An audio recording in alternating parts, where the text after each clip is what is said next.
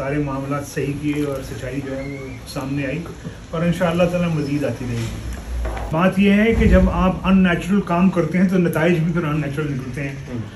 یہ ایک زبردستی ایک چیز جو کہ ایک فیملی ایسٹ تھا جس کو یعنی میاں محمد شریف صاحب نے جو کہ اس سارے بزنس امپائر کے مالک تھے, انہوں نے جو ہے نا جس چیز جو ان کی چیز تھی بیسکلی, آپ اس کو اگر میاں محمد نواز شریف کے ساتھ جوڑنے کی کوشش کریں گے تو ظاہر ہے ناکامی ہوگی آپ کو, کیونکہ میاں محمد شریف صاحب تو پبلک آفس ہولڈر نہیں تھے نا جی.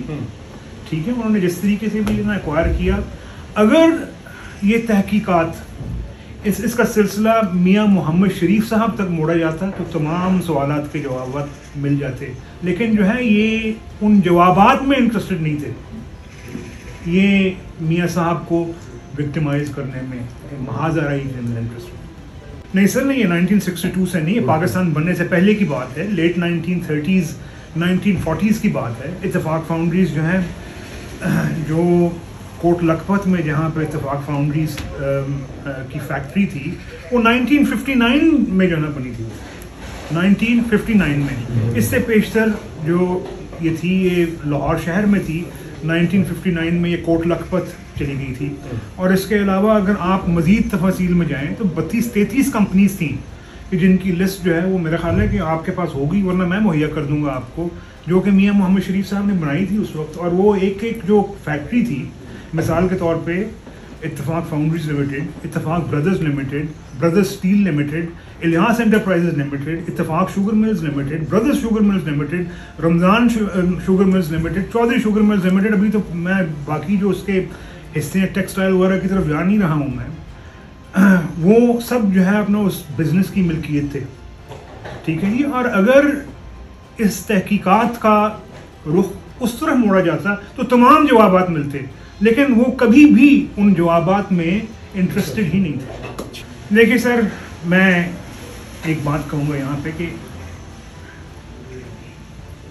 یہ عمران خان جو ہے اس چیز کا بنیادی طور پہ ذمہ دار ہے, کیونکہ جو یعنی اس کی زبان ہے اس سے نہ جانے کون کون سے جھوٹ نکلا ہے. اور میں ساتھ یہ ضرور کہوں گا کہ مجھے بہت تعجب ہوگا کہ اگر وہ جو جھوٹ بولے اس نے اس کا خمیازہ نہ بھگتے تو, کیونکہ یہ ڈیوائن جسٹس ہے.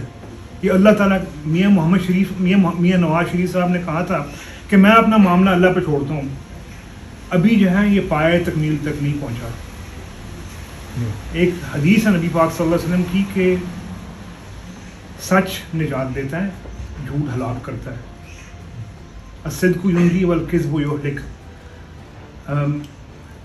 اللہ تعالیٰ معاف کرے, میں اللہ تعالیٰ سے رحم مانگتا ہوں, میں توبہ کرتا ہوں اللہ تعالیٰ سے, نہ جانے جو ہے نا اپنا ان سب لوگوں کو کیا کیا قیمتیں چکانی پڑیں گی. فیملی بھی اللہ تعالیٰ کا شکر ادا کر رہی ہے, اور ہمیں ہمارے والد صاحب جو ہیں میاں صاحب, ان کی طرف سے یہ کہا بھی گیا ہے کہ شکرانے کا نفل ادا کرو, اللہ تعالیٰ کا شکر ادا کرو.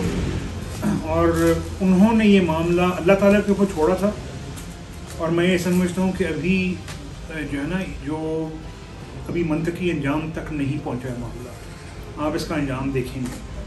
میں تو پہلے بھی کہتا رہا ہوں, میں اب پھر ایک مرتبہ کہوں گا کہ میاں محمد شریف نے اپنا جو شروعات تھی ان کے کاروبار کی وہ لیٹ 1930s سے اور 1940s سے جو ہے نا اپنا شروع ہوا, پاکستان بننے سے پہلے کی بات ہوئی. اور ابھی بھی ایسے لوگ ہیں کہ جو جانتے ہیں اس چیز کو, آپ کے کئی سینئر صحافی ہیں کہ جو ہے نا ان باتوں کو بخوبی جانتے ہیں. اگر ان تحقیقات کا رخ میاں محمد شریف تک موڑا جاتا جو کہ ایک پبلک آفس ہولڈر نہیں تھے, تو آپ کو تمام سوالات کے جواب ملتے. ٹھیک ہے جی. لیکن اس کا رخ میاں محمد شریف صاحب کی طرف نہیں موڑا گیا, کیونکہ اصلیت جاننا مقصد نہیں تھا, مقصد میاں صاحب کی وکٹمائزیشن تھی, مریم نواز کی وکٹمائزیشن. میاں صاحب کو روکنا تھا. آپ نے ایک ہی سانس میں نہ جانے کتنے سوالات پوچھ لیے. دیکھیں خمیازہ جو آپ کہتے ہیں, جہاں تک وہ لوگ کے جو بچھڑ گئے, میری والدہ محترمہ, میری دادی محترمہ, اللہ تعالیٰ انہیں غریق رحمت کرے, وہ تو پھر واپس نہیں. وہ ایک ارریپریبل لاس ہے. ہم دعا کر سکتے ہیں کہ اللہ تعالیٰ انہیں جنت الفردوس میں اعلیٰ مقام عطا فرمائے. اس کے علاوہ ہم اور کچھ نہیں کر سکتے.